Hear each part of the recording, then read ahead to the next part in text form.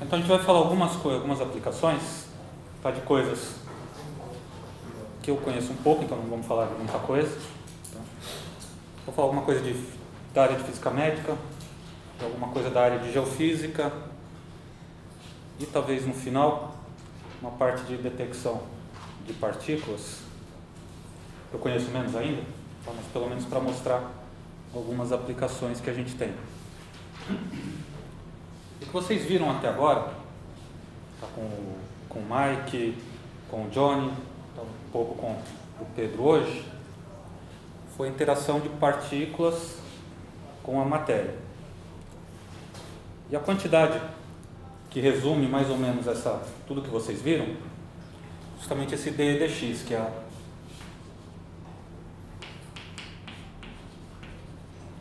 o stopping power, é a transferência de energia para o meio por onde a partícula passa. E só para lembrar, que o Mike já mostrou para a gente, mas como é que funciona? Só que for a profundidade no material, vou chamar de D, e aqui for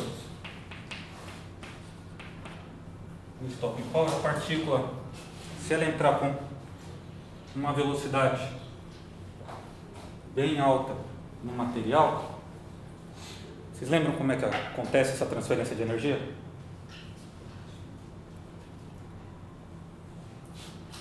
Depende da radiação, né? Se for íon, por exemplo, O íon. a parte de energia vai aumentando, aí é massa, no pico de Bragg e carregando.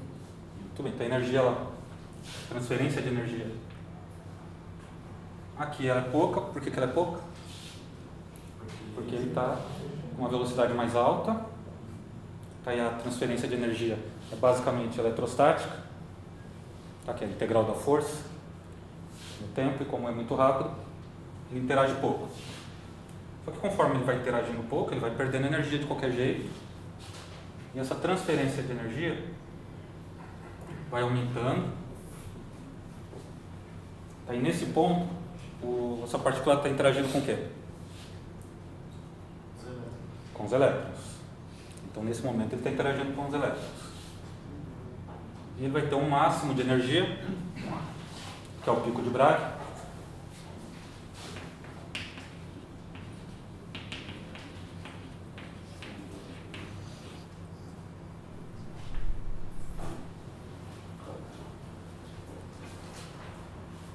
Aí conforme a energia vai diminuindo, a interação também diminui. E principalmente no final da trajetória, o que vai acontecer quando ele tem menos velocidade? Ele estava interagindo só com os elétrons, basicamente, estava interagindo com os núcleos também, mas a interação bem menor.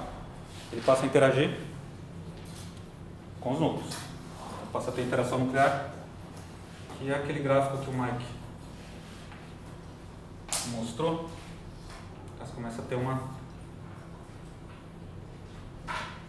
interação nuclear. Então, ao longo de toda a trajetória, você tem os dois. Você tem o eletrônico e tem o nuclear. Só que para energias mais altas, para velocidades mais altas, o principal é a interação eletrônica, e para energias mais baixas, o principal é a interação nuclear. Então, basicamente, isso aqui que a gente tem.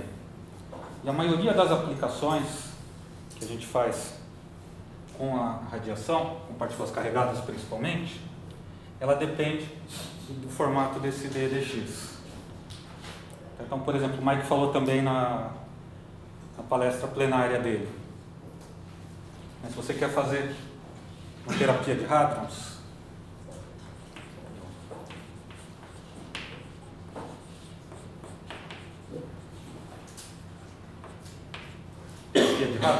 o que são os hadrons que ele falou?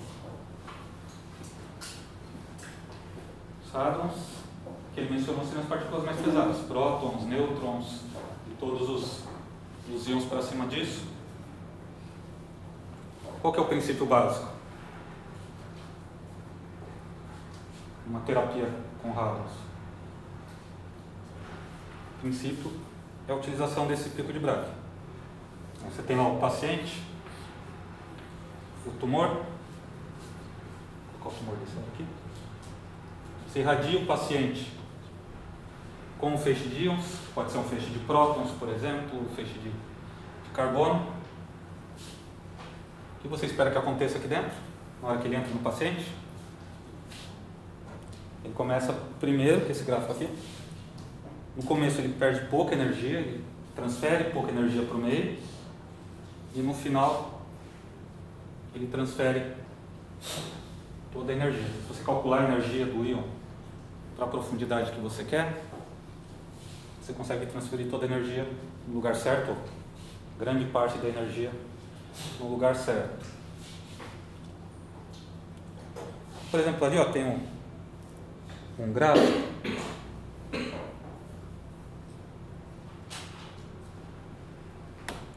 Esses aí são prótons de 148 MeV na pele. Então esse próton de 148 MeV é uma energia típica de terapia com prótons. Você irradia o paciente com prótons. Então, se a gente olhar do jeito que está aqui, a gente tem, olha, até 100 milímetros, você praticamente não tem transferência de energia. Você vem um pouquinho mais, de repente você tem um pico de energia, pico de transferência de energia. Tá? Se a gente olhar mais de perto,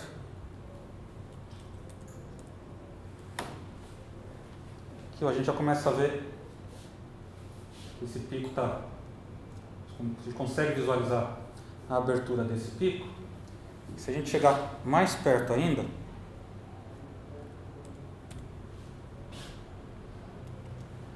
a gente consegue ter uma ideia da resolução espacial desse pico aqui, do tratamento que você está fazendo. Então, nesse caso, olha, é uma coisa da ordem, a gente pegar na metade aqui, de 5 micrômetros. Então, você consegue tratar um paciente, você consegue distribuir a energia no tumor com uma precisão de 5 micrômetros. Você está basicamente poupando o tecido sadio, ou pelo menos causando pouco dano ao tecido sadio e concentrando toda a energia numa região de 5 micrômetros de profundidade, ou quase toda a energia numa região de 5 micrômetros de profundidade. Então esse é o princípio dessa radioterapia. Se você fala, mas 5 micrômetros também é pouco, né? O tumor vai ter, sei lá, 1 centímetro. Não sei se tem 1 centímetro, deve ter 1 centímetro, menos, mais, mas é muito mais do que 5 micrômetros. 5 micrômetros não dá para nada. Como é que você resolve esse problema? Bom, você pode fazer uma varredura ou colocar colimação para... Depende, tem soluções que são com colimação fora depois do feixe, né, assim. E aí tem outros que você faz uma scanner, né, uma varredura no tumor, né. Isso. Porque você tem que superpor vários picos de Bragg, e aí você tem que mudar a energia, né, você tem que... Exatamente, você pode modular essa variação para você ter um pico. Se você consegue moderar ali, tem os moderadores, você consegue variar um pouco essa energia, então você consegue, a gente está falando, é isso aqui, você vai ter vários picos, você consegue mapear a região onde você está fazendo a irradiação. Então, na prática, você vai ter uma coisa que é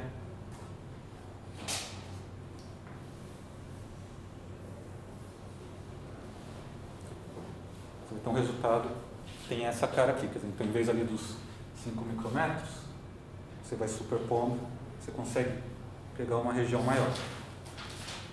Aí a vantagem disso é que você consegue fazer isso com muita precisão. Por isso que essa radioterapia ela é bem promissora, você tem muita gente no mundo fazendo, mas é caro, então não é qualquer lugar que faz também. Você precisa ter esses aceleradores. Você precisa conseguir acelerar um próton, por exemplo, até 148 MeV. Não é uma coisa tão trivial. E aí tem outro ponto. Vou pedir para vocês olharem aqui, olha, no pico, ele está liberando aproximadamente 100 keV por micrômetro. Então, esse aqui é um próton. Agora vamos trocar o íon. Vamos colocar o carbono a 270 MeV por nucleon. A energia total dele é 270 vezes 12. Então, quase 3 GB eletronvolts. A gente já olha ali de perto, mas antes, olha, vamos dar uma olhada no tanto de energia que ele libera. Praticamente 10 vezes mais. Então, o carbono ele é mais eficiente do que o próton. E quanto mais pesado for o núcleo, for o átomo, mais eficiente ainda vai ser, mais energia ele vai liberar.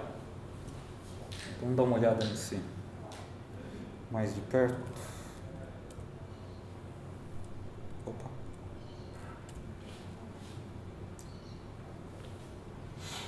Se a gente olhar também a resolução espacial, é mais ou menos a mesma ordem de grandeza, mais ou menos 5 micrômetros.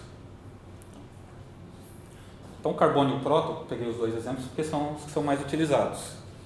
O Mike mostrou um exemplo, ele mostrou até a foto de uma situação com o carbono, né, de um acelerador, onde as pessoas eram irradiadas com o carbono. Então, mais ou menos nessa energia aí. Você viu que a penetração também, isso talvez seja uma desvantagem do método, é que a penetração é da ordem de 13 centímetros aqui. Está 13 centímetros e meio. E para isso você já teve que dar muita energia para o carbono. Tá? Isso aí não é pouca energia, muita energia. Para você conseguir gerar isso, você precisa de aceleradores muito potentes. Então você vai conseguir tratar tumores até certa profundidade também. Mas de qualquer jeito é uma técnica promissora. Então essa... Pessoal. Eu já vi técnicas de tirar o ar da pessoa e irradiar o corpo. Eu vou falar um pouco daqui desse... Acho que não com essas com íons, né? Com nêutrons. Mas você pode fazer isso, tem essa... Até adiantar o que você falou. É possível, eu vou falar lá do italiano, mas é possível você tirar o órgão da pessoa. Eu vou mostrar daqui a pouco um exemplo com nêutrons, mas você pode tirar o órgão da pessoa, irradiar o órgão e voltar para dentro. Qual que é a vantagem disso? Que você não irradia o resto do corpo. O procedimento em si já é muito complicado, né? Imagina você fazer isso. Mas quando você chega nesse caso é porque a pessoa já não tem mais muita opção. Ou você faz isso ou a pessoa não vai ter uma sobrevida muito longa. Tá. Eu vou mostrar daqui a pouco mais algumas coisas. Então, para esse tipo de aplicação, olha, é bem interessante a gente ter esse comportamento. Você tem uma região onde quase não tem transmissão de energia, onde não tem transferência de energia, e uma região onde praticamente toda a energia vai embora de uma vez. Então, geralmente, para a física médica, a gente vai querer uma coisa que tenha esse tipo de comportamento. Mas aí, uma outra forma de você tratar as pessoas usando radiação é você usar nêutrons. E com nêutrons você também tem duas formas de fazer. Primeiro é você jogar nêutrons rápidos. E os nêutrons rápidos eles vão diretamente interagir com o tumor. E a outra forma é você colocar algum isótopo, algum elemento dentro do paciente que reaja com nêutrons. Por exemplo, o boro. Então, o Mike também falou um pouco do boro, a gente vai falar mais do boro. Qual que é a ideia? Você coloca o boro dentro do paciente, irradia com nêutrons. Aí o boro captura um nêutron, vira um boro 10 no caso, Aí ele vira um isótopo do boro 11, instável, e emite duas partículas. E essas duas partículas, aí é o contrário desse, a gente não quer que tenha um alcance muito longo, elas vão ter um alcance mais curto e vão distribuir toda a energia delas nessa região curta. Então, por exemplo, aqui, olha.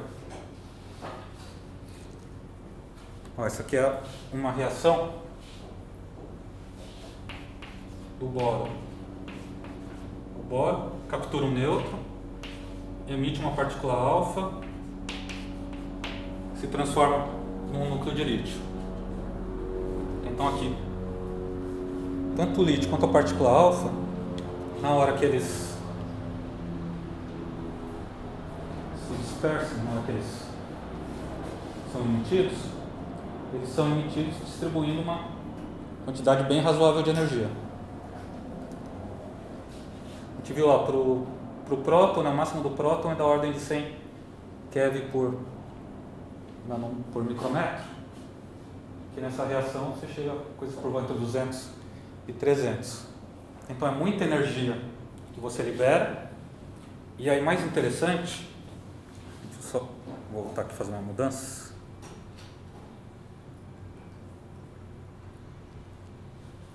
Mais interessante é isso aqui, olha. É a profundidade que ele alcança. Então, a partícula alfa, essa partícula alfa específica, que é de 1,47 megaelectronvolts, ela vai ter menos de 7,5 micrômetros. O lítio vai andar um pouquinho mais de 2,5. Então, no total, ele vai distribuir energia numa faixa de 10 micrômetros. 10 micrômetros é mais ou menos o tamanho do quê?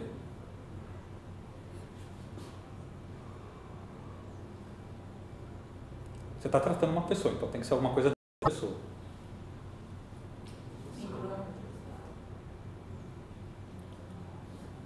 10 micrômetros é aproximadamente o tamanho de uma célula. Então você está transmitindo toda a sua energia dentro da célula. Então, supondo que você colocou o boro no lugar certo, você só está irradiando o lugar certo.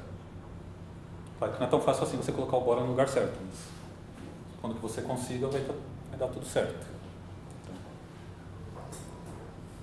Aí uma outra aplicação, agora já não é mais fisicamente, depois a gente vai voltar, que a gente vai usar isso aqui tudo, então vamos dar uma geral. Uma outra aplicação que não é física médica, que aí já cai na parte de geofísica, seria a gente estudar a fissão. O Mike também falou bastante aqui. Fissão do urânio, por exemplo. Quando o urânio se fissiona, ele emite dois núcleos pesados, assimétricos, pesados, e eles vão distribuir também toda a energia deles, mas nesse caso não vai ser dentro de uma pessoa, vai ser dentro de um mineral, por exemplo. Então, nesse caso, olha, a fissão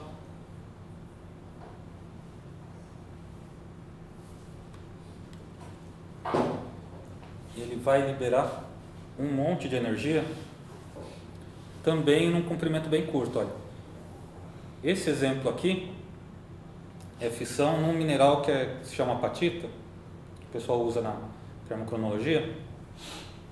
Ele também causa dano numa região bem pequena. E agora, também é importante notar a ordem de grandeza das coisas. Olha, a gente tem 10.000 keV por micrômetros, que é muito mais do que uma partícula alfa libera, muito mais do que um próton libera. E aqui é importante, porque para você fazer um estrago numa estrutura cristalina, você precisa de muito mais energia do que você precisa para fazer um estrago numa célula. Então, a gente só vai conseguir observar alguma coisa se a gente tiver energias dessa ordem de grandeza. Tá? Mas, de novo, o importante aí é a transferência de energia. Então, o estrago que é feito, claro, é muito mais complicado do que isso, mas ele depende de quanta energia você transmite. O Mike falou alguma coisa dos mecanismos. Como é que era no mineral, vocês lembram? Como é que você faz o estrago no mineral com uma partícula dessa? Aqui, ó, você está transmitindo praticamente toda a energia, né, na maior parte da trajetória, você está transmitindo a energia para os elétrons.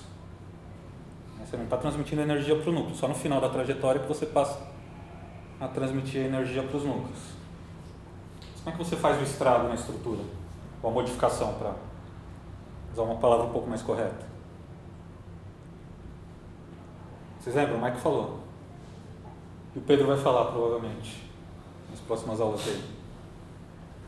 Se diz deslocamento da estrutura cristalina como subproduto do processo de fissão? Isso, você vai modificar a estrutura de alguma forma. Como neutronal. Isso é causa do deslocamento. Não, com os fragmentos de fissão. Tá. Pode até ter um nêutron na história que originou a fissão. Mas nesse caso, como é que era? Quer ver, você está causando um deslocamento do núcleo sem transferir energia diretamente para o núcleo. Você lembra? O Mike falou disso aí. Qual que era a história? Você transmite tanta energia para os elétrons que eles vão aumentar a temperatura muito rápido dentro do mineral e eles vão transferir, eles vão acoplar com a estrutura e vão transferir essa energia para os átomos e é essa energia que vai causar essa modificação, que eles chamam de thermospike. Então, o processo primário é com os elétrons, depois você transmite. Então, o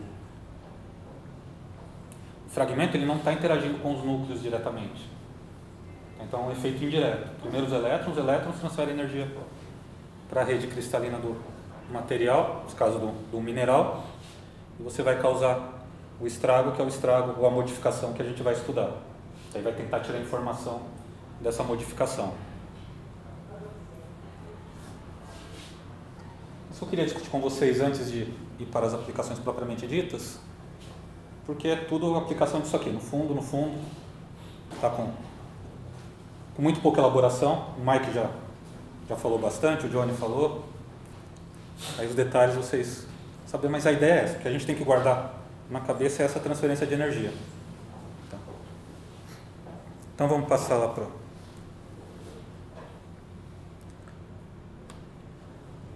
para as aplicações.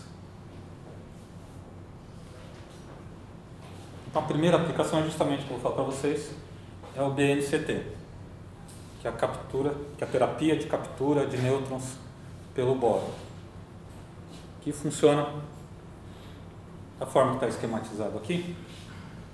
Então, numa situação ideal, vou começar do começo, numa situação ideal, você tem um paciente que precisa de tratamento, ele tem tumor, geralmente em algum lugar difícil de se tratar de outra forma, ele já está numa situação em que ele não tem muito mais esperança, então você vai tentar alguma coisa diferente. Você pode tentar uma radioterapia, você pode tentar o BNCT. Então o que você vai fazer? Você vai pegar o boro e vai colocar alguns átomos de boro em cada célula cancerígena. Como é que você vai fazer isso? Não dá para pegar com a mão e colocar. Seria ótimo, mas... Um marcador para que o boro chegue até o tumor. Normalmente o tumor consome muito oxigênio, né? Açúcar, perdão, glucose. Então, se ele consome tudo isso, ele está demandando mais glucose, então você precisa colocar alguma coisa que chegue até lá, que normalmente não fármaco, a gente chama de marcador. isso, exatamente isso. Se marcar o boro com essa outra coisa que é monte. Na verdade, ao contrário, você pega essa outra coisa, então você vai fechar uma droga que tem afinidade com um determinado tipo de tumor, em determinadas partes do corpo. Então, é como a quimioterapia, dependendo do tipo de tumor, você vai ter uma droga diferente. Então, a ideia é essa mesmo, você pega uma droga que tem afinidade, sei lá, com câncer no cérebro, você vai escolher uma droga, vai até ver algumas aí, que vai chegar lá no cérebro. E aí você coloca o boro, você anexa o boro de alguma forma nessa droga, então ela se liga na região cancerígena, aí você irradia com nêutrons. E por que o boro? Porque Porque a seção de choque dele é alta e é muito alta, isso. Então você tem uma probabilidade de absorver nêutrons térmicos muito maior do que o que está em volta dele. Então por isso você usa o boro. E aí que a gente viu lá naquela outra figura, ele vai emitir duas partículas e vai liberar toda a energia dele numa região que tem o tamanho mais ou menos de uma célula. Então se você conseguiu a sua droga que é altamente seletiva, você levou a droga contendo o boro até o lugar certo, você irradia o paciente com nêutrons. E aí a outra parte que também não é tão simples quanto parece, mais fácil falar do que fazer. Você precisa que o seu nêutron chegue térmico aqui no boro. Térmico quer dizer com energia baixa. Agora, se o tumor está dentro do paciente, né, vocês viram que o que o Mike falou, o que o Johnny falou, que o corpo ele é um excelente moderador. Ele tem muito hidrogênio. Então, se você jogar nêutron térmico no corpo, ele não vai muito longe. Então, isso também é um problema. Você tem que fazer o nêutron chegar na energia certa, no lugar certo. A gente já vai ver um pouquinho mais desse problema, porque não é tão fácil. Então, quando eu falo ideal, é ideal mesmo. Ideal que só funciona no slide. Tá a reação que a gente falou? Né, o boro captura um nêutron, ele vai para o boro 11 no estado excitado e emite duas partículas. Tá, a alfa e o lítio, a energia combinada deles é 2,31 MeV mais um gama de 0,48 MeV. E também a gente já viu lá o alcance da partícula é bem pequeno, suficiente para você irradiar uma célula. Então, idealmente, é isso aqui. Tá, parece fácil, né? Você vai lá, põe embora uma pessoa e irradiar com nêutrons, mas não é tão fácil. Quer mostrar um pouco do que aconteceu? O pessoal começou a fazer esse tratamento lá na década de 50. Na verdade, ele foi sugerido logo depois que o nêutron foi descoberto, em 32.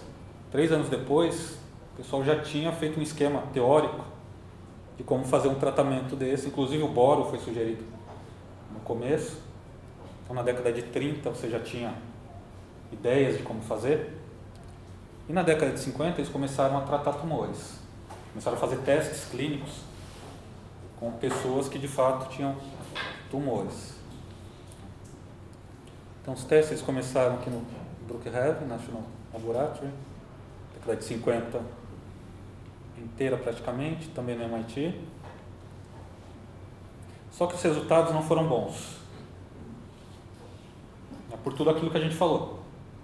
Primeiro, você não tinha uma droga que levasse o boro para o lugar certo. Então, se você simplesmente dá boro para a pessoa, com qualquer coisa, o boro vai se espalhar pelo corpo. Quando você irradia, você está irradiando tudo.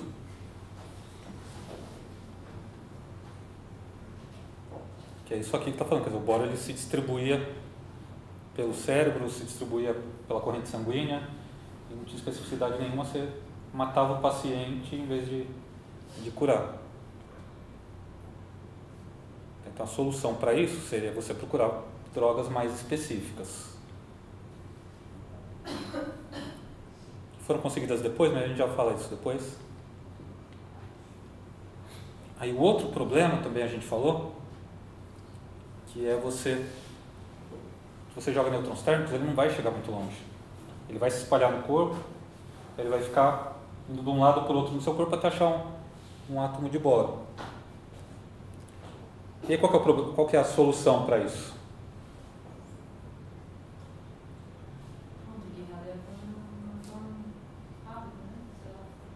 Muito bem. Você tem que irradiar com nêutrons mais rápidos. Então a gente vai chamar aqui de epitérmicos, que é uma faixa assim, são os nêutrons térmicos, são os mais lentos, tem os nêutrons rápidos, são os mais rápidos, e no meio deles estão os epitérmicos. você precisa irradiar com nêutrons mais rápidos. E aí o resultado combinado disso, qual que era? Você tinha pouca especificidade da droga, então uma parte bem pequena do que você dava para o paciente chegava no tumor, e uma parte bem pequena do feixe chegava no tumor. Então, se você tem uma dose que você quer aplicar no tumor, o que você tem que fazer? Tem que aumentar a fluência de nêutrons, quer dizer, você tem que jogar mais nêutrons, que é para o tanto que você quer chegar. Foi o que eles fizeram no começo.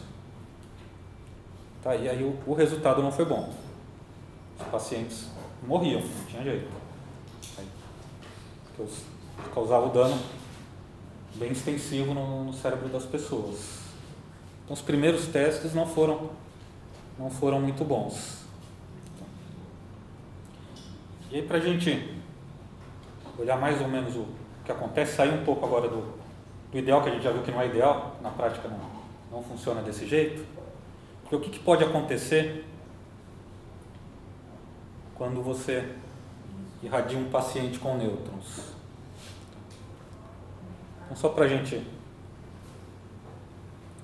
mostrar, só para a gente especificar algumas coisas para saber do que a gente está falando, a gente vai definir, olha, energia térmica como sendo energias entre 0 e meio elétron-volt, energias epitérmicas entre meio elétron-volt e 10 keV, e nêutrons rápidos com energia acima de 10 keV. Tá, é arbitrária essa divisão, mas para a gente ter uma ideia. Então, olha, a gente vai ter a reação.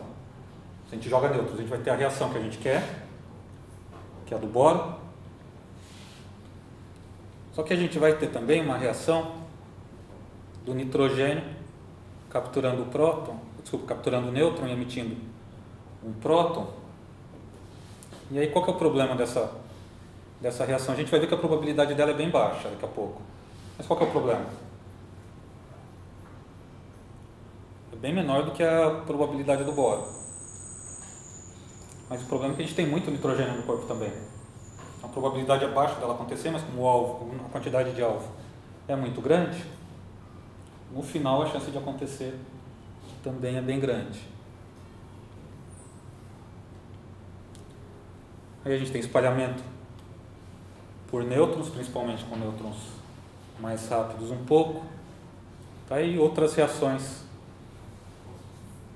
com carbono, oxigênio e nitrogênio, que de novo são reações com baixíssima probabilidade de acontecer, só que como a gente tem muito carbono, muito oxigênio, muito nitrogênio no corpo, podem ser importantes essas reações, pode dar um resultado, uma irradiação secundária no paciente, que não é o que a gente quer.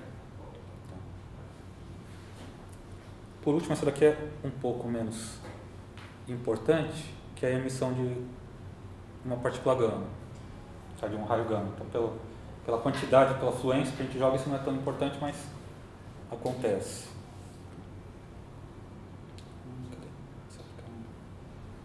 É para mostrar a curva das seções de choque pela energia do nêutron de algumas reações.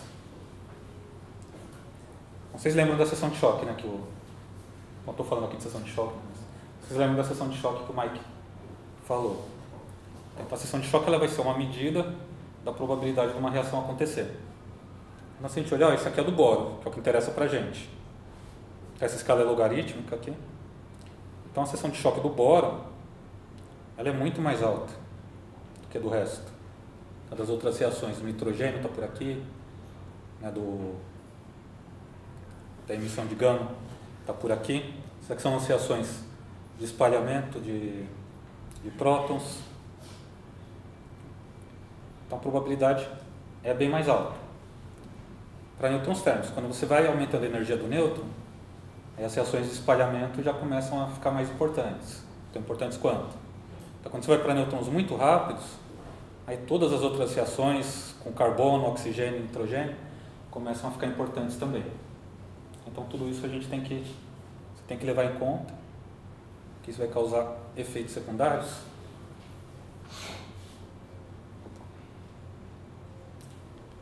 E aí, para a gente ver o que acontece, deixa eu definir uma outra quantidade, que é o Kerman, que é essa energia cinética liberada na matéria, que é mais ou menos o seguinte, que é quando você joga um nêutron, ele vai emitir, a partícula aqui, que absorveu o nêutron, vai sofrer uma reação nuclear e vai emitir duas partículas. Então essa energia cinética liberada pelas partículas, que a gente vai chamar de Kerman. Tá? Que depois essa energia cinética também vai ser liberada nas interações eletrônicas, então toda essa energia cinética é o Kerman. Como no nosso caso nossas partículas são de curto alcance, a gente pode relacionar esse Kerman com a dose que você está entregando para o tecido. Se essas nossas partículas fossem de alcance maior, se elas saíssem da região que interessa para a gente, então a gente não poderia usar isso porque uma parte da energia foi liberada fora da região que a gente quer. Então, mas como a nossa partícula é de curto alcance, a gente pode usar isso como uma aproximação para a dose entregue para o paciente. Então aqui só para a gente ter uma ideia, que você vai levar em conta aqui a quantidade de alvo. Olha, para nêutrons térmicos, o boro é cerca de 10 vezes, ou a dose entregue pela reação do BNCT, cerca de 10 vezes maior do que todo o resto, que é esse total aqui, tá, o Hole beam. Agora, para nêutrons rápidos, essa curva se inverte, olha, o boro vai aqui para baixo, e a gente começa a ter mais dose entregue por outras reações que não são as que interessam para a gente. Então, isso é um problema para o BNCT. Quando você joga nêutrons no paciente, pode acontecer tudo isso, você tem que ter muito cuidado. Se você jogar só nêutrons térmicos, vou colocar só nêutrons térmicos. A gente já viu o que acontece. Não chega. Se a gente joga nêutrons rápidos, nêutrons um pouco mais rápidos, a gente vai observar que as outras reações começam a ficar importantes. Então, esse é um problema a ser resolvido. Quer dizer, a energia dos nêutrons tem que ser muito bem controlada. Então, uma das áreas de pesquisa nessa área de BNCT vai ser justamente você desenvolver fontes de nêutrons que entreguem nêutrons na energia correta para você fazer o tratamento.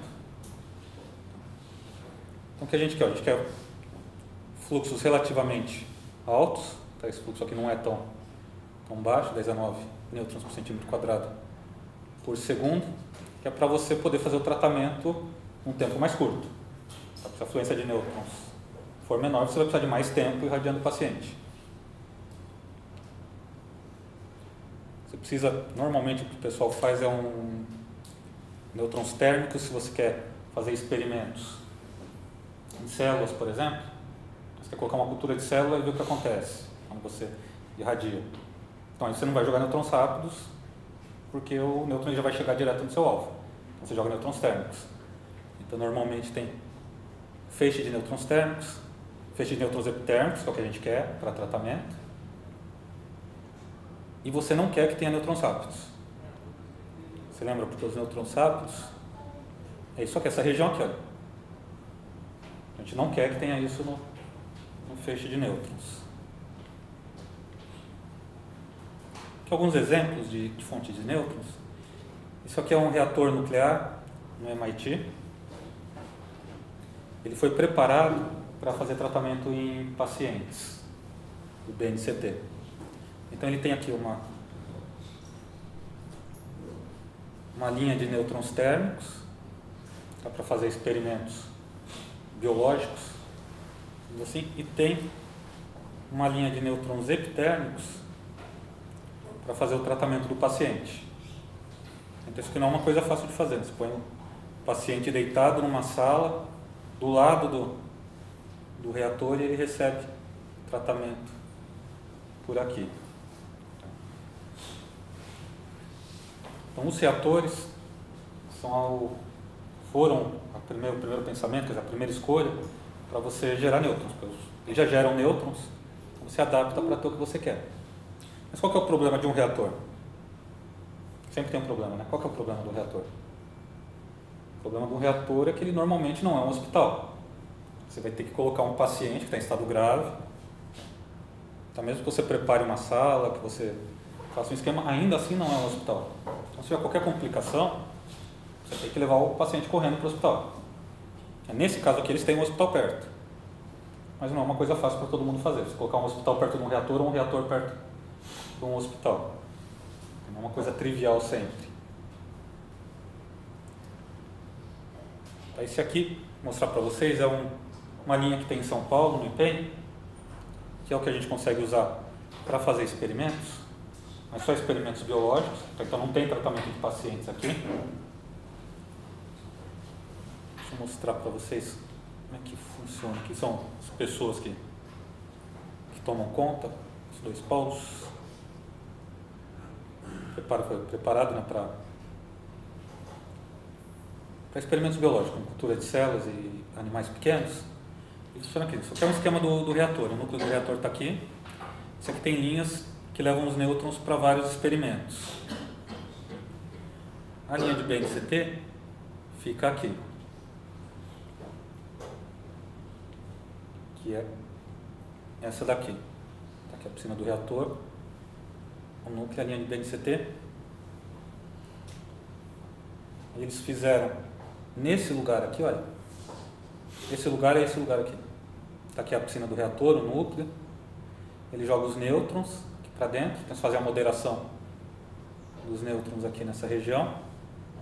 E aqui você coloca o que você vai irradiar. A cultura de células, os animais pequenos. E é só isso que você consegue. Tá? Não consegue mais do que isso. Aqui são os... Tá aqui um corte do que a gente tinha visto, né? A gente estava vendo em planta, aqui está vendo um corte. Então, funciona uma mesa e aí você joga isso lá para dentro. Tá aqui, ó. Só que essa construção, que é toda blindada, então na hora que a linha está aberta, que isso aqui está aberto, está irradiando, não pode ficar ninguém aqui dentro. Eles até fizeram um sistema para trocar a amostra. Então é uma... Como é que chama aquele que você desce no rio lá? Ó.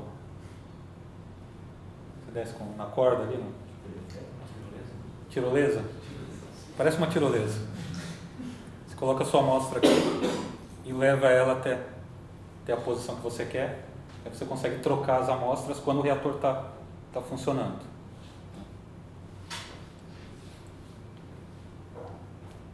E aqui onde fica a amostra. Você coloca a amostra e você joga ela aqui para dentro onde ela vai ser irradiada. Então uma linha que tem aqui em São Paulo, que dá para usar mais para fazer coisas pequenas. Então não dá para colocar um paciente aqui. Para outras fontes de nêutron, que a gente pode pensar, bom, o reator é complicado. Então a gente precisa de fontes de nêutrons um pouco menores, pelo menos. Como é que a gente pode gerar nêutrons? Mike falou também disso. Como é que a gente pode gerar nêutrons? Uma reação nuclear. Então, você pode acelerar prótons, por exemplo, colidir os prótons com lítio, por exemplo, ou com berílio, e da reação vai sair nêutrons. Então você tem uma fonte de nêutrons secundária, digamos. Então essa é uma solução, porque o ciclotron ele é mais... não chega a ser pequenininho, mas já é uma coisa que você consegue colocar numa sala desse tamanho, por exemplo. Uma sala desse tamanho você consegue colocar dentro de um hospital. Então já é uma coisa que dá para fazer. E o pessoal no Japão está fazendo. Eles fizeram... Esse aqui é o esquema do ciclotron. Eles aceleram o próton, né? Fazem a reação aqui, se não me engano, é com berílio que eles fazem. E aí os nêutrons eles saem aqui e irradiam o paciente, que fica sentado nessa cadeira. Aqui, ó. Essa cadeira é essa cadeira. Então o paciente fica sentado ali, vai tratar o tumor de cérebro, ele recebe o feixe de nêutrons direto. Então esse aqui você vê que já tem uma cara de tratamento mesmo. O paciente ele não vai ficar tão assustado quando ele entrar. Esse, por exemplo, já é uma fonte de nêutrons mais acessível. E que é provavelmente, supondo que o BNCT vá para frente e vai ficar popular algum dia, vai ter que ser desse jeito. Tá, com o reator não vai dar muito certo, mesmo porque o pessoal quer mais é fechar reator, né? Ninguém gosta de abrir reator. Só quer fechar reator, então vai ser provavelmente por aqui. Aqui é um experimento que eles fizeram. E aí a droga. A gente precisa levar o boro no lugar certo. Então essa parte da droga também é específica. Então, para a gente ter alguma coisa razoável, a gente precisa que a concentração de boro no tecido, no tumor, em relação ao tecido normal, em relação à corrente sanguínea, seja de 3 a 4 para 1. Então, você precisa ter 3 a 4 vezes mais boro no tumor, tá, para ter alguma coisa razoável. Quer dizer, quanto maior for essa razão, melhor. Se tiver 20 para 1, melhor. Tá, por que quanto mais alto, melhor? Qual que é a relação? A gente já viu que nêutron faz mal. Se irradiar o paciente com nêutron, algum efeito vai ter. E a quantidade de reações depende de duas coisas. Depende da quantidade de nêutrons e da quantidade de boro. Se você consegue aumentar a quantidade de boro, você pode diminuir a quantidade de nêutrons. Então você consegue mais da sua reação principal, beneficiando menos o paciente, beneficiando menos o tecido saudável do paciente. Então, você ter uma droga que seja seletiva é muito importante para isso dar certo. O pessoal está tentando, né? Está tentando, mas aí tem um problema. Assim, a gente tem três drogas que usa basicamente para o cérebro e para o fígado, desde a década de 60, BPA, qual que é a outra aqui? Deixa eu ver se tem o nome, não vou lembrar o nome delas agora. Vocês conseguem ler? A BSH. O BPA, o BSH e esse aqui que é uma variação do BSH. Que basicamente são drogas cheias de boro, que quando eles vão injetar no paciente, eles preparam com uma solução de glicose, que a Elisete falou, que você precisa da glicose para levar para o tumor a molécula. Basicamente isso que a gente tem. Mas você tem várias outras possibilidades, quer dizer, várias outras sugestões de droga que aparentemente que poderiam funcionar, mas não funcionam. Aqui não funcionam, na verdade. A gente não vai saber porque normalmente você só testa isso aqui, você faz testes in vitro, testes em pequenos animais, em vivo, pré-clínicos, mas normalmente não vai para frente. Não vai para frente porque é caro. É muito caro você fazer teste em pacientes e provavelmente a maioria dessas drogas ia dar errado em algum ponto do teste clínico. Então, a maioria das drogas dá errado. Então, por isso que é caro também. Então, o pessoal não faz. Então, vai até aqui, publica uma, essa aqui parece que vai dar certo, tal, mas para por aí. Tá? Não vai muito para frente. Então, essa é uma área que precisa ser estudada nesse BNCT. E aqui só para vocês verem, né, ter uma ideia de qual que é o processo de uma droga para ela chegar a ser aprovada e ser utilizada. Você tem o estágio de pesquisa, que é aquele mais fácil. É mais fácil modo de dizer, né? Não tem nada fácil nessa história. Mas quando você propõe a droga, é fácil porque você pode propor o que você quiser, você testa em células, você vai ver se a droga é promissora ou não, e depois você passa para os testes pré-clínicos. Aí é mais sério, você vai medir sobrevivência em células, depois em pequenos animais, depois em animais maiores. E aí, se ela é segura, parece ser segura, parece ser eficiente, aí você vai testar em humanos. Então, a primeira coisa, você vai ver se ela é segura, que é a fase 1. Então, a primeira coisa, você vai ver se ela não vai matar por outra coisa. Então, você dá uma droga que seja altamente seletiva para o tumor, mas que mate o paciente intoxicado.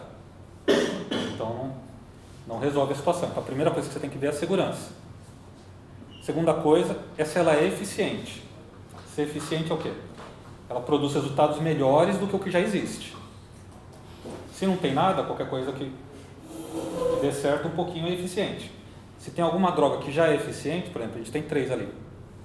Se ela não se mostrar mais eficiente do que as que já tem, ela também não vai ser aprovada. Ela para aí. Por quê? Porque as que já tem, você já testou por muito tempo.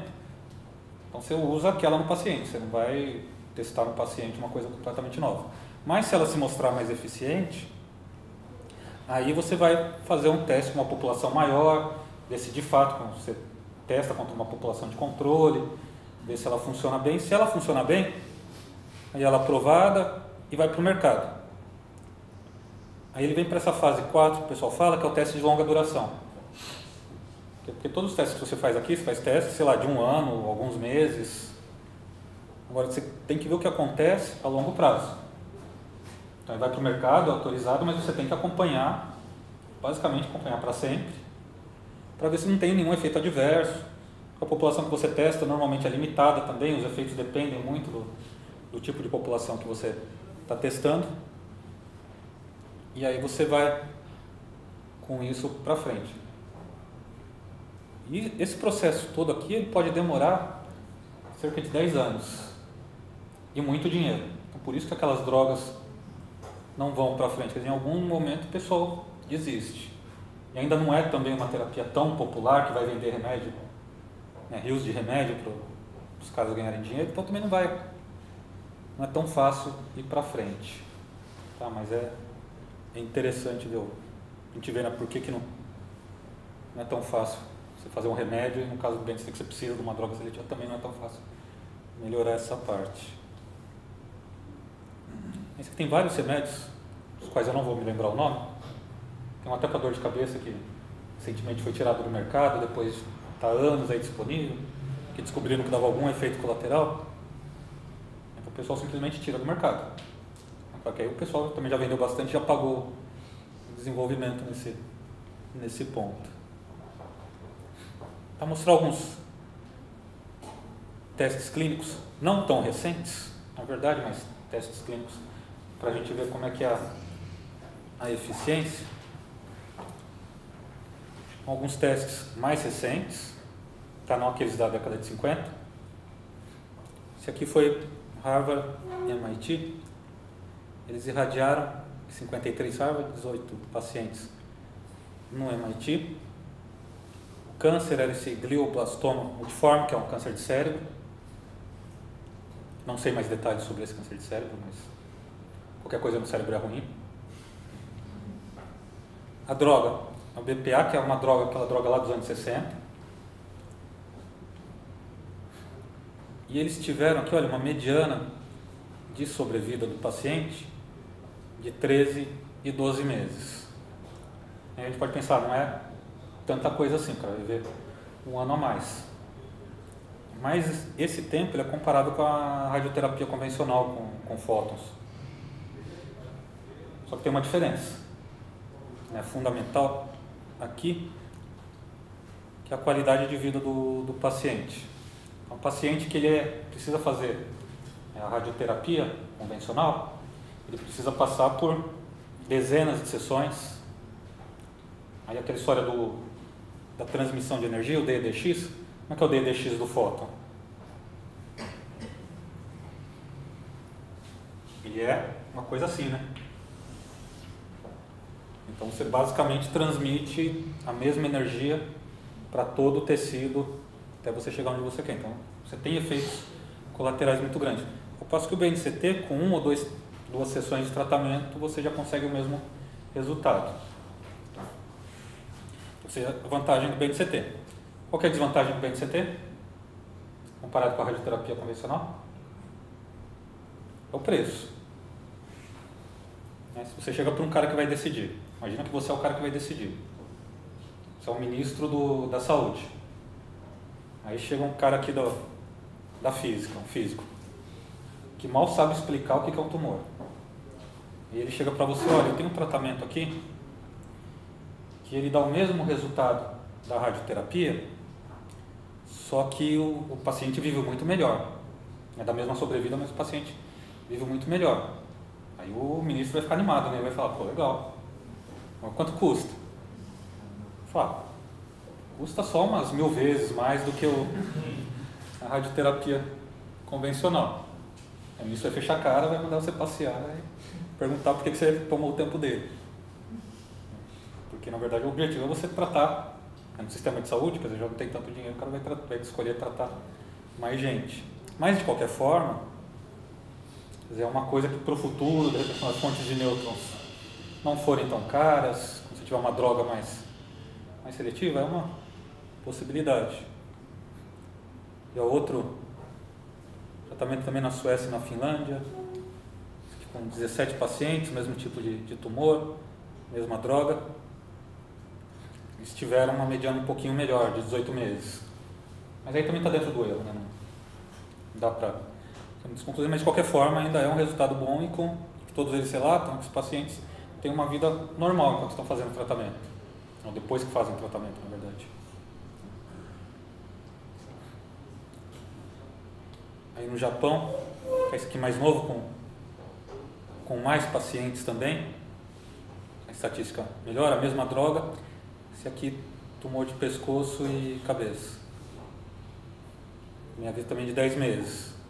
É o que eu falei, também está na mesma faixa de tempo.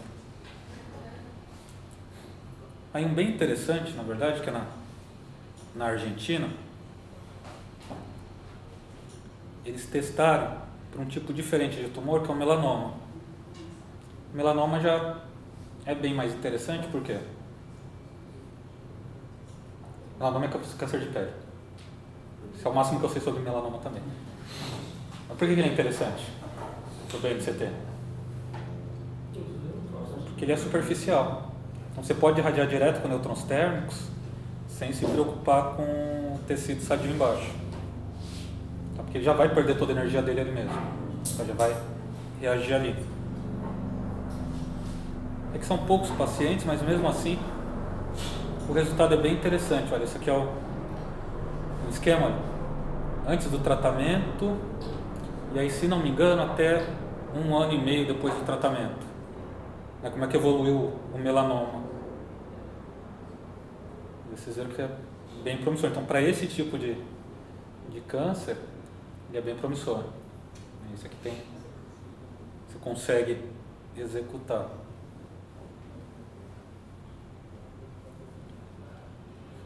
Para mostrar para vocês, o que tem de BNCT no mundo, onde tem testes sendo realizados.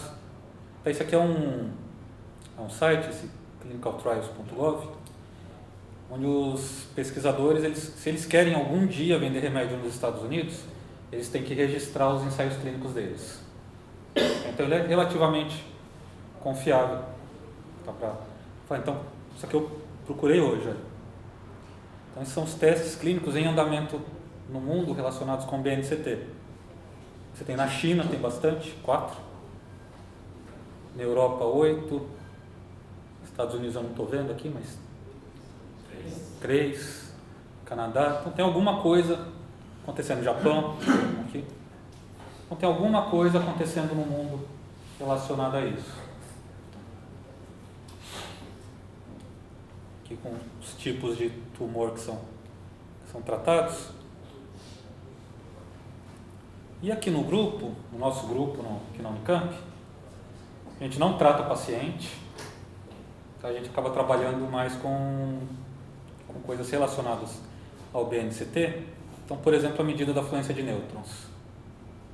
É uma coisa interessante que vale para, vou passar bem rápido essa parte, mas que vale para todo tipo de medida que você quer fazer de nêutrons, que é o seguinte: o fluxo de nêutrons, ele tem uma energia muito variada. Vai lá desde nêutrons de mili-eletronvolts até mega-eletronvolts, tem energia muito variada. E cada monitor de nêutrons que você tem, vai pegar os nêutrons numa faixa de energia. Se você pegar aqui, por exemplo, só para pegar de exemplo, essas reações aqui elas vão ser importantes em diferentes faixas de energia. E aí, como é que o pessoal faz a medida normalmente no reator? Você pega lá o ouro, por exemplo, monitor de ouro, você coloca ele no feixe de nêutrons, Ele vai absorver os nêutrons, vai levar o ouro para um outro isótopo e ele vai decair, você pega esse decaimento. Então, uma reação específica. O que você vai querer fazer depois com essa reação é reconstruir o feixe de nêutrons. Só que agora essa reação, olha, o efeito que você está vendo nessa reação é diferente do efeito que você vê nessa reação. Então, sempre que você usa uma reação diferente, por exemplo, nitrogênio, para medir nêutrons, quando você quer ver o que está acontecendo com boro, você tem que fazer um monte de hipóteses, você tem que reconstruir o espectro de nêutrons, você tem um erro enorme. Então, a melhor forma de você medir o efeito de uma reação, qual que é? Você quer medir boro? Você quer medir o que está acontecendo com boro lá no BNCT? Que tipo de monitor que você tem que usar?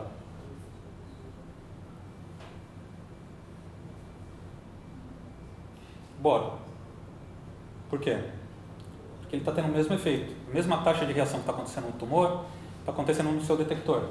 Então você não precisa fazer hipótese nenhuma, você não precisa saber como é que é o espectro de energia dos nêutrons. Então a mesma coisa, você quer medir urânio? Qual que é a melhor forma? Você usar um monitor de urânio. Então você vai ter a mesma reação, você independe da energia do espectro de nêutrons do reator. Vou passar rápido aqui. Mas aí uma coisa que a gente faz é justamente esse tipo de dosimetria. É de usar filmes de boro. Então o filme de boro, ele é o nosso monitor de nêutrons para monitorar a reação com nêutrons de boro, que é o BNCT. E só para mostrar como é que a gente faz isso, a gente usa o mesmo princípio do tratamento. Tá, o filme de boro está aqui, né? Os nêutrons estão chegando, eles vão reagir com boro, vão interagir com boro, vão gerar uma reação nuclear e vão emitir partículas carregadas. Só que agora, em vez do tecido, você tem um material, isso aqui é um polímero, CR39. Os átomos, aqui o partícula alfa e o lítio, eles vão interagir com o material e vão modificar o material. Se a gente consegue de alguma forma observar essa modificação, a gente sabe que ocorreu um evento ali. Se a gente sabe que ocorreu um evento, a gente consegue quantificar, a gente consegue contar o número de eventos, a gente consegue quantificar o fluxo de nêutrons, ou a fluência de nêutrons nessa reação, tá? Durante essa irradiação. Então é isso que a gente faz. Cadê? Dá pra ver também? Escuro aqui, mas dá pra ver. Esse aqui, olha, é esse detetor, é essa superfície desse detetor. Então, o que aconteceu aqui foi que a gente gerou esses danos, né? Gerou os traços. E para observar no microscópio, a gente faz uma reação química, tratamento químico, e que essa região danificada, ela reage mais rapidamente. Então você vai formar um buraquinho mesmo, um canal no lugar onde você teve essa estrutura modificada, que são essas bolinhas pretas aqui, essas elipsezinhas pretas. Então cada uma dessas é uma reação que ocorreu. Então se você conta isso aqui, você sabe quantas reações ocorreram, você sabe qual foi você tem que saber quanto de boro que você tem, você sabe quantos nêutrons estão chegando. Então essa é uma forma de você determinar a fluência de nêutrons. Você podia fazer a mesma coisa com o urânio. O que a gente já viu lá, o urânio ele vai se fissionar, também vai emitir partículas, você tem um detetor apropriado ali que modifica, geralmente é um mineral. Então você consegue depois contar ali o estrago, consegue ver quantos buracos foram feitos, você também consegue determinar a fluência de nêutrons que está relacionada com a sua reação. Vou passar isso aqui. Uma outra coisa interessante que a gente pode olhar é que a deposição de energia em BNCT ela é heterogênea. Por quê? E aí também tem a ver com o DEDX. O que acontece é que em cada reação você libera muita energia. Que é diferente dos fótons, que você libera um pouquinho de energia por fótons. Então, o tanto de partículas que você tem que jogar é bem menor. Mas se você joga poucas partículas, se você causa poucas reações, você vai obedecer, você não vai ter uma coisa uniforme. Você vai ter uma coisa estatística, no caso a probabilidade é poissoniana. Então é uma coisa meio aleatória, quase aleatória. Então você não pode dizer em todas as situações que a sua distribuição de dose ela é homogênea. Então você tem que levar isso em conta quando você está trabalhando com partículas e não está trabalhando com nêutrons, com fótons. Então, cadê isso aqui? Está falando que se você joga, suponha que isso aqui seja o alvo. Seu alvo você está irradiando com nêutrons e causando as reações. Então, se você tem, em média, uma emissão por célula, por exemplo, você tem uma reação por célula, você espera que todas as células sejam irradiadas? Se eu disser para vocês, você tem, em média, uma reação por célula. Todas as células foram irradiadas? Não. Você tem probabilidade de nenhuma célula ser irradiada. Você tem probabilidade de uma célula ser irradiada. Mas você tem a probabilidade de 2, 3, 4, infinito ser irradiada. Então por que é importante a gente pensar nisso? Porque o efeito biológico ele vai depender da dose que você deposita na célula.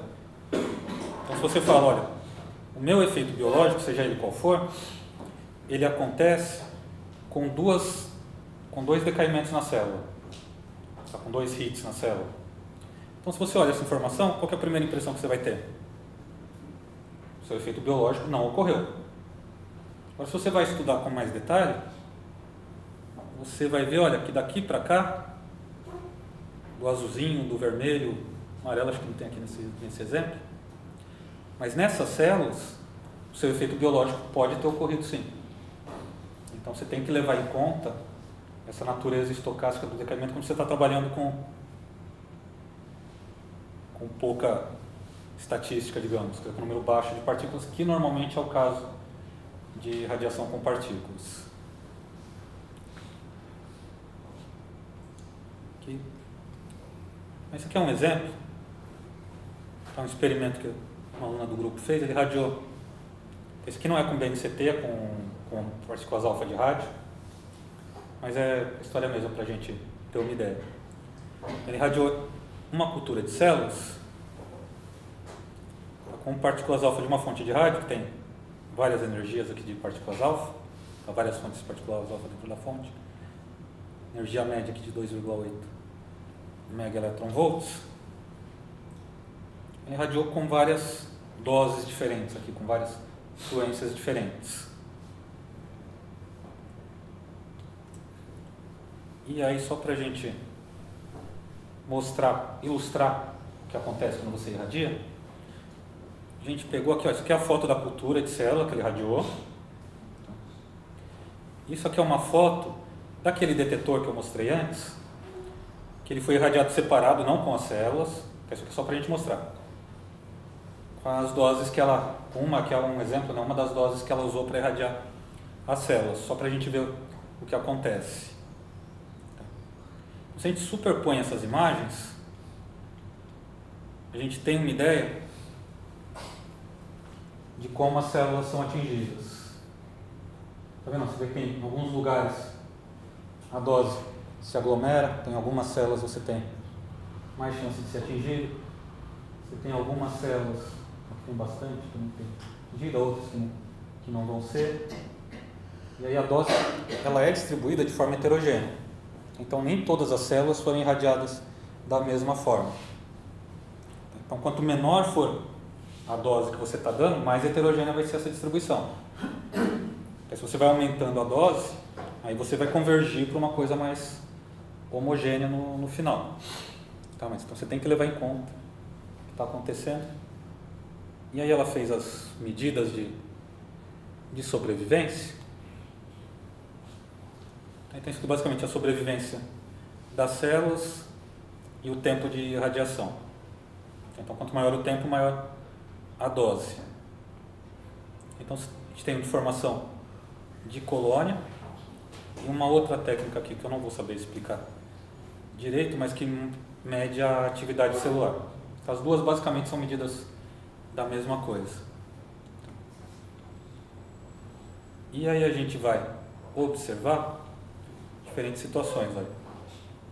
Nesse aqui, ela teve em média 2,3 hits, né? Hits são acertos por célula. Aí aqui a gente vê que as probabilidades já não são tão altas. Esse aqui ele teve 4,6, já viu que começa a ficar mais escuro, mas ainda não teve um efeito importante na sobrevivência das células.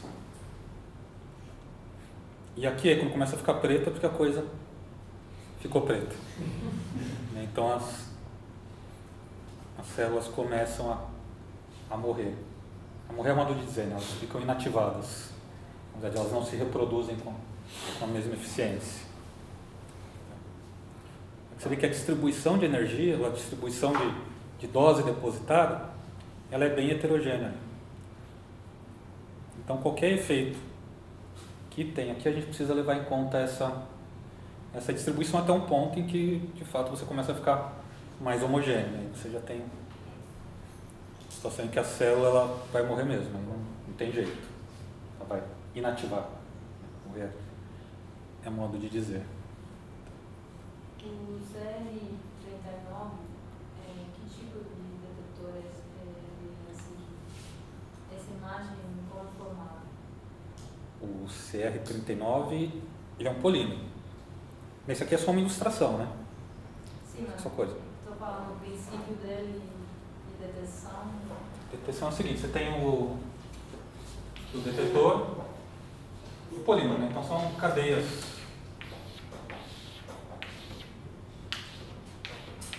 poliméricas aqui. Polímero. Aí entra a partícula alfa, por exemplo, ela vai entrando aqui, ela vai quebrando as cadeias, ela vai ionizando, aí essa cadeia vai se ligar com alguma outra coisa. Você vai estar ionizado aqui, vai ter um radical livre, ela vai se ligar com alguma outra coisa, vai modificar essa região. Então essa região aqui ela vai estar diferente do resto do material. Então a detecção é feita assim. Aí para a gente observar no microscópio, a gente vai ser um tratamento químico. Então você vai fazer um processo de corrosão mesmo, química. Então você vai colocar isso num produto químico, ele vai corroer a superfície, mas quando ele chega aqui nessa região modificada, ele corrói mais rápido. Então a gente tem que, na verdade, achar o reagente que seja apropriado para isso, nem todos funcionam. Tem que achar um que tem esse efeito. Então ele faz então aqui ele corrói. Você continua o processo químico, ele vai corroer aqui também, um pouquinho. Quando chega aqui, ele vai corroer bastante. E aqui corrói pouco. Então, no final, você vai ter um buraco mesmo. Então, um canalzinho aqui.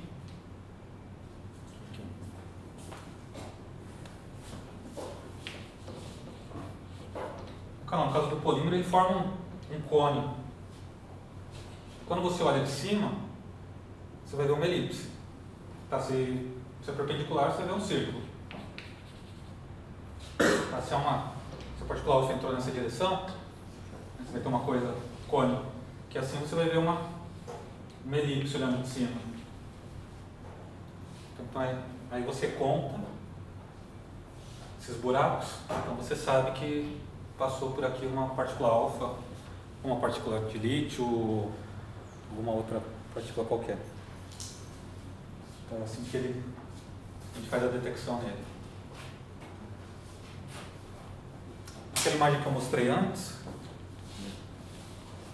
essa daqui, acho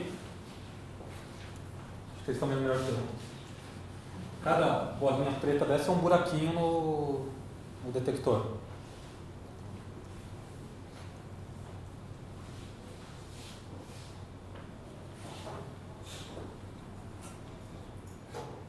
Vou passar para uma outra aplicação, o tempo já está indo embora, mas vou falar um pouquinho dessa daqui também. Dessa parte de termocronologia, onde a gente vai estudar a fissão do urânio. Então, através da fissão do urânio, de novo, se a gente lembrar lá da curva de DDX, ele libera um monte de energia, a 10.000 keV por micrometro, numa área muito pequena, e isso é suficiente para modificar o material. Então são essas modificações no material que vão dar informação para a gente. Por quê? Você tem lá imagina que você tem lá a superfície onde nós estamos, e conforme você vai descendo, a temperatura ela aumenta. Você tem profundidades maiores, a temperatura aumenta. Você tem as superfícies isotérmicas. Mas aí imagina que você tem uma amostra. O zircão, por exemplo, ele vai começar a dar o sinal que a gente quer, temperaturas da ordem de 350 graus Celsius. A apatita, que é outro mineral, a temperatura um pouco mais alta, um pouco mais baixa, volta de 110, 120 graus Celsius. Então vamos acompanhar a amostra a partir daí. Porque essa amostra, em algum momento ela chegou nessa temperatura, e aí num processo que é bem lento, de milhões de anos, suponha que seja uma região que venta muito. Espero que nenhum geólogo esteja me escutando, mas que seja uma região que venta muito. O que vai acontecer aqui? Erosão. Eu tenho um rio aqui em cima, erosão. Você vai começar a tirar a terra daqui de cima. Porque a terra daqui de cima, acho que eles também não vão gostar. Você começa a tirar o material daqui de cima. É isso que vai abaixando. Qual que é o resultado no final? Essa amostra que estava aqui embaixo, agora a gente está na referência dela, tá? Mas a terra está baixando. Ela vai chegar lá em cima. Só que nesse processo ela passou por várias temperaturas. E durante todo esse tempo, milhões de anos, você teve o decaimento ocorrendo. Tá? Então o urânio ele decai por fissão espontânea, uma probabilidade da ordem de 10 a 16 anos. Então tem que ser uma coisa geológica para a gente observar alguma coisa. E ele vai acumulando decaimentos aqui. E a partir dessa temperatura a gente registra esses decaimentos. Então o que eu acabei de falar, como é que a gente registra esses decaimentos? Gente, não, como é que o mineral registra esses decaimentos do urânio que está dentro dele? De novo, o que acontece quando a gente tem um decaimento? Fissão, emite 2 fragmentos, libera uma energia enorme no mineral, tá? Numa faixa muito curta, e aí para ir bem fundo, transmite energia para os elétrons, que transmitem energia para a rede, e causa uma modificação na rede. Então cada decaimento causa uma modificação na rede cristalina do mineral. Então, se a gente começa a contar aqui, onde zerou o nosso relógio, a gente começa a contar aqui quantos tem, quando chegar lá em cima, a gente sabe quantos decaimentos ocorreram durante esse tempo, desde que ele passou por esse isotermo de 350 graus. E se a gente consegue determinar quantos decaimentos ocorreram, e a gente sabe quanto que tem de urânio na amostra, que informação que a gente tira? Lei de decaimento radioativo. Como é que é? Lei de decaimento radioativo. Quanto que tem hoje de urânio na amostra, por exemplo? E é o que tinha inicialmente. Vezes o decaimento exponencial da T. Então, se eu sei quanto tem de urânio, eu sei quanto tem de amostra, eu sei quanto que decaiu. Eu preciso ir um passo a mais aqui, né? Preciso calcular o quanto que decaiu, que é o quanto que decaiu. O que decaiu é o que eu tinha no começo, menos o que eu tenho agora. Então isso aqui eu consigo determinar olhando os defeitos na amostra, contando defeitos na amostra, contando regiões modificadas na amostra, né? Defeito é uma coisa meio pejorativa. Regiões modificadas na amostra, ser politicamente correto com a amostra. Quanto que eu sei? Como é que eu sei o que tem agora? De urânio? Eu vou lá e olho para algum processo químico. Tem métodos de ativação neutrônicos, eu não vou entrar nisso, mas você pode fazer por ativação neutrônica com espectrômetro de massa. Tem várias formas de você determinar hoje quanto tem de urânio na amostra. Então, se você sabe quanto tem de urânio, sabe o quanto que decaiu, você sabe o tempo, desde que ele passou por essa isotérmico de 350 graus.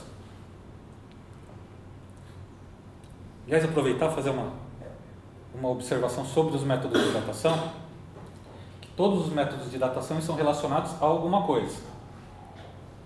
Então, você dá umidade, vou dar a umidade dessa amostra aqui. Essa amostra aqui tem 500 milhões de anos. Como é que você interpreta isso? Bem grosseiramente falando.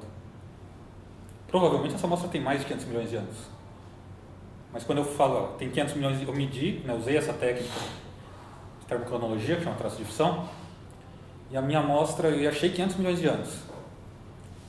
Mas aí foi lá um outro cientista, usou um outro método, urânio-chumbo, por exemplo, né, quanto tem de urânio, quanto tem de chumbo, e também pela cadeia de decaimento ele consegue saber qual é a idade da amostra, e fala, não, essa amostra tem 3 bilhões de anos. Eu falo, não, mas o meu método me diz que ele tem 500 milhões de anos. Quem que está certo? Os dois, né? Os dois estão certos. Mas é que entregaram diferentes não sei, tem a ver com isótopo empregado nesse caso. Tem a ver com isótopo. Não tem a ver com isótopo. Tem a ver com o sistema, mas tem a ver com isso que eu estou falando para você. Porque o sistema de acumulação de urânio e chumbo, ele não depende da temperatura. Então o que esse cara está datando, ele depende um pouquinho, mas assim, bem simplificado, não depende. Então o que ele está datando é a formação da rocha. Então a rocha se formou, fechou o sistema, aí o urânio começou a decair, e lá no final da cadeia tem o chumbo. Então ele está datando a formação da rocha. Se eu estou usando esse método aqui, o que eu estou datando? Eu estou datando o momento em que ele passou por essa isotérmia de 350 graus, lá para cima. Então 500 milhões de anos, sempre que você ouve umidade, você tem que saber qual que é o método, tem que saber qual que é a temperatura associada, a temperatura em que o sistema se fecha. Então no caso da formação da rocha é fácil de você ver o que é fechamento. Você tinha lá a rocha, era um magma, sei lá o que, foi para a superfície, esfriou, fechou o sistema. Mas aqui no nosso caso, fechar o sistema quer dizer que ele começa a reter os traços. E qual que é o problema? O problema é que, na verdade, acabou sendo a grande vantagem desse método. É que o que a gente está vendo é defeito na rede. É rede modificada. Desculpa. Agora, se você der muita energia para a rede, o que a gente espera que aconteça? Você recompõe. O que é rede modificada? No fundo, rede modificada é a rede que está num estado de energia excitado, não é mais estável, está no mínimo local, digamos assim. Ela está diferente do resto, mas está numa situação estável. Então, se a gente dá energia para essa rede, o que ela vai fazer? Ela vai ter energia suficiente para escapar daquele mínimo local e ela vai para o mínimo de energia dela. O mínimo de energia dela é a rede restaurada. Então, se a gente dá muita energia, esses defeitos eles são apagados. Então, a partir de um certo ponto, esses defeitos já não são totalmente apagados. E aí a parte boa é que eles não são totalmente apagados, mas são um pouco apagados. Então, a gente vai usar isso, a gente pode usar isso para ter informação térmica da amostra. A gente já chega lá. Aqui são alguns exemplos. Esse aqui é o CR, que a gente acabou de falar. Então são esses traços de fissão em minerais. Então o processo é basicamente o mesmo aqui. O mineral, o fragmento, ele causa o estrago do mineral. Eu não me contenho, mas tem que falar correto. Ele causa modificação no mineral. Aí você vai lá e faz um tratamento químico, a região modificada vai ser atacada, vai ser corroída mais rapidamente. E você forma os buracos. Então cada canalzinho desse é um evento de fissão. Você consegue saber quantos eventos de fissão ocorreram ao longo aí de 500 milhões de anos, ou desde, no caso da apatita, desde que ela passou por 120 graus embaixo da Terra, ali, de profundidade. Na profundidade passou por 120 graus, você começou a guardar, antes ele decaía também, só que a rede era restaurada. depois de 120 graus, você começou a guardar, a registrar esses eventos. Você está registrando as fissões aqui você está registrando fissões aqui também, que é particle alpha.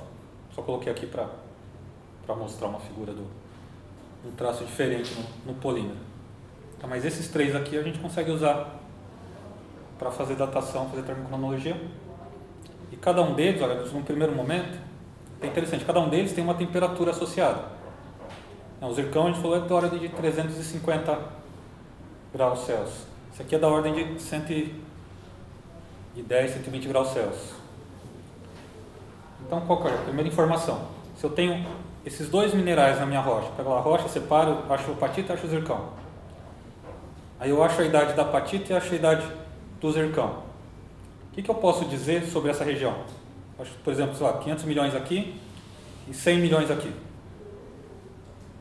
O que eu posso dizer sobre a minha região? Oi? Erosão é uma das hipóteses. Tem outras. Você pode ter algum tipo de sorgimento, montanha que sobe. Então, alguma coisa. Mas assim, o que a gente pode dizer, assim, grosseiramente, sobre a temperatura, sobre a história térmica dessa amostra. A história térmica é o caminho dela de tempo e temperatura. O que a gente pode dizer? Que em 500 milhões de anos ela passou por 350 graus. Depois, em 100 milhões de anos, ela passou por 120 graus Celsius.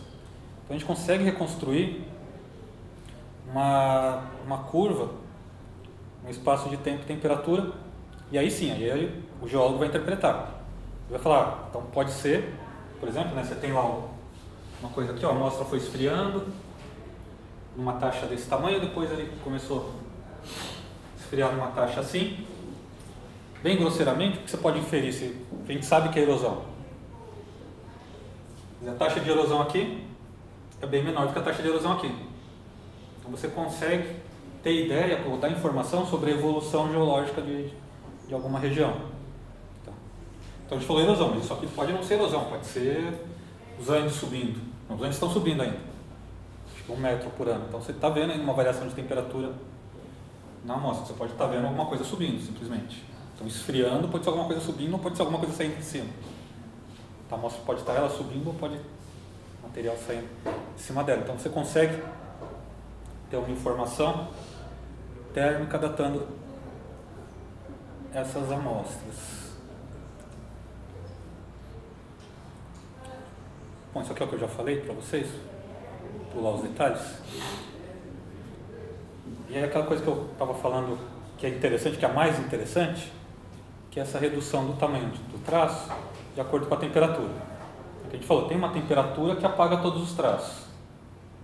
Agora tem uma temperatura que reduz o traço, reduz a modificação, restaura um pouco a rede, mas não restaura totalmente. As temperaturas mais altas. Quando eu vou chegando perto da superfície, o meu traço ele vai ser restaurado menos ainda. Então ele vai estar mais próximo do tamanho original. Quando eu estou bem perto da superfície, o meu traço ele tem o tamanho original, basicamente. E qual que é a nossa vantagem nessa história, ou como é que a gente tira informação dessa história? É que durante todo esse tempo você gerou traços. Então você vai ter uma população de traços que foi gerada a temperaturas mais altas, que vai ter um tamanho pequeno. Você vai ter uma outra população de traços que foi gerada a temperaturas um pouco mais baixas, que vai ter um tamanho um pouquinho maior. Você vai ter outra população de traços perto da superfície, que vai ter o comprimento maior. Então, bem grosseiramente, assim, só divagando um pouco, se você juntar todos esses traços junto, colocar isso no mesmo histograma, você vai ter uma distribuição que contém a informação térmica da região. Então, grosseiramente, a gente pode dizer isso sem errar muito. Que é mais ou menos isso. E esses traços são os traços que a gente mede, né? Outro detalhe, que isso aqui é um grão do mineral que a gente fez um polimento. Então, na hora que a gente polhe, a gente corta o mineral no meio, a gente passa por vários traços. E você perde um pouco da informação porque você mandou embora uma parte dos traços. O que sobrou para você foi uma parte que você não sabe o quanto que é do traço. Mas tem alguns outros que ficam paralelos à superfície que você está usando para fazer a datação, e esses traços eles preservam o comprimento inteiro deles. Então, se a gente consegue medir esses traços, a gente tem uma ideia do comprimento do defeito ou da modificação que foi causada na rede. Então isso aqui a gente vai ter um histograma disso, a gente vai ter isso em várias temperaturas, ou provenientes de várias temperaturas, e aí comparando esses tamanhos a gente consegue ter uma informação térmica da amostra. Isso aqui é bonitinho, mas eu vou pular, porque não tem tempo de explicar. Deixei para o próximo, que é como você faz esse modelamento. Para nós é mais útil agora discutir isso aqui, porque o que a gente vai ter, olha, você mediu lá o comprimento dos traços, mediu de várias profundidades, e aí você faz um software lá que modela. Cadê? Deixa eu chegar no final. Opa, aqui lá não mostra. Então, mas aqui, olha, vamos entender o que aconteceu aqui. Você vê e mediu esse traço.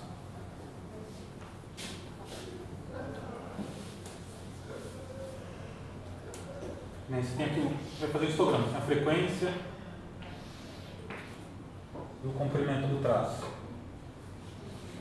Então você vai medindo esse traço aqui, vai contando 1, 2, vai acumulando aqui, você vai ter um histograma, uma distribuição. Sei lá, uma coisa assim. Então isso é o resultado, isso é o que eu vejo. Agora daqui eu quero chegar aqui, quero saber qual foi a história térmica da amostra. Que isso eu queria, que eu achei interessante a gente discutir, porque é um dos problemas mais comuns da física, para não dizer da ciência em geral, que é o problema inverso. Sabe o que é o problema inverso?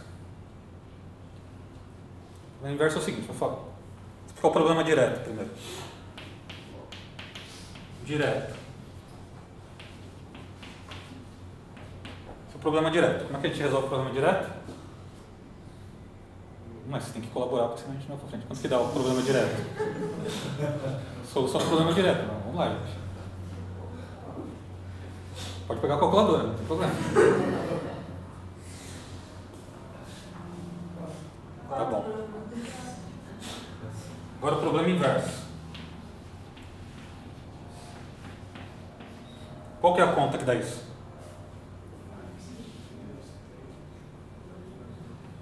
Vamos tentar algumas aqui, vai. 1 mais 3, 2 mais 2, o que mais?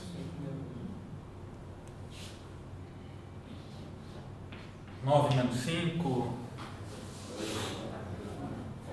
que mais? 6 menos 2. Quanto? 6 menos 2. 10? Não, desculpa. 6 menos 2. 6 menos 2. 17 menos 13. E assim por diante. Isso aqui é um exemplo de problema inverso. Você tem um resultado e quer saber qual foi a conta que gerou esse resultado. Quantas soluções a gente tem para o problema inverso? Infinitas soluções. É a mesma coisa aqui, ó. Só que é o resultado da conta. Agora, para chegar nesse resultado, a amostra ela pode ter feito vários caminhos aqui diferentes e ter chegado na mesma distribuição no final. Então esse é o problema inverso. Como é que a gente resolve o problema inverso? Primeiro você acha um conjunto de soluções possíveis dentro de um espaço adequado. Aqui, vamos ver. Nosso espaço vai ter o 17. Pronto, então eu sei que na nossa conta não tem números maiores do que 17.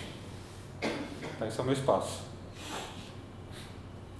Aí, vamos delimitar um pouco mais. Vamos colocar informação no sistema. Por exemplo, eu posso dizer para vocês, ou isso a gente já fez, né, que a nossa conta só tem 2 números. Se a gente colocar mais números também, isso vai para infinito. Depois eu vou dizer para vocês que na minha conta só tem números primos. Aí já melhorou um pouco a situação. Se só tem números primos, ó, a gente pode cortar essa daqui pode cortar essa daqui. Estamos indo bem. Agora eu falo, olha, os dois números são ímpares. Já melhorou também a informação. Já tira isso aqui.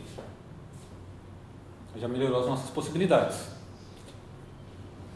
Vai falar, a minha conta é uma subtração. Aí eu vou. Cheguei no resultado. Então você fazer um modelo inverso, resolver o problema inverso em qualquer situação, é basicamente um exercício desse daqui. Então você vai pegar esse histograma de comprimentos, aí você vai usar um modelo, não vou entrar muito na discussão, mas um modelo que relaciona essa redução de comprimento com tempo e temperatura, e você vai gerar resultados possíveis.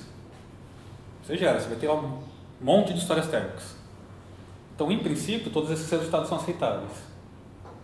Então, essa amostra poderia ter passado por todas essas histórias térmicas. Mesma coisa aqui.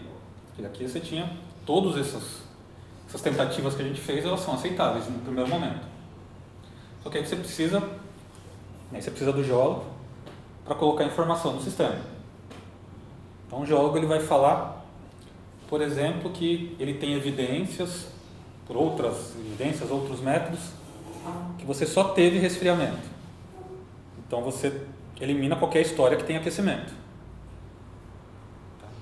Ele vai falar que eu sei que essa amostra esteve na superfície há 5 milhões de anos.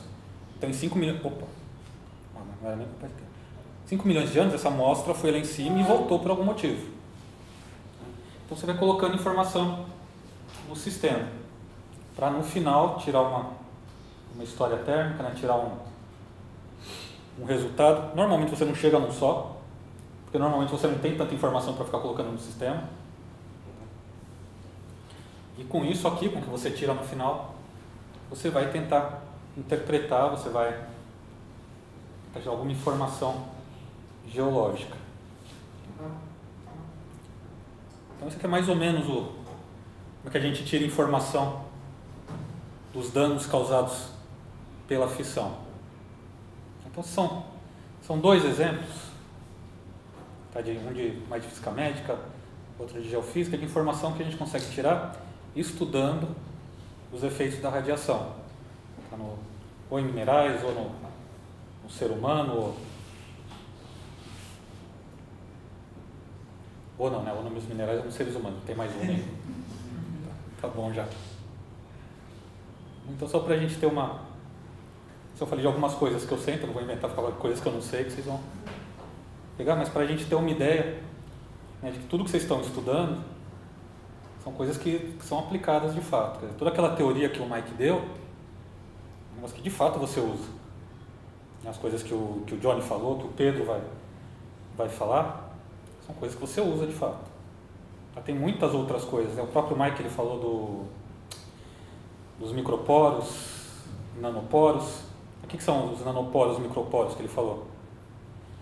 É basicamente a mesma coisa que acontece nesse detetor.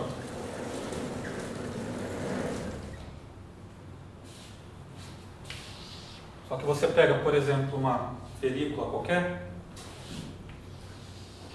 você irradia essa película com uma partícula, vai modificar essa região. Aí você faz um tratamento químico, vai fazer um buraquinho aqui, você sabe?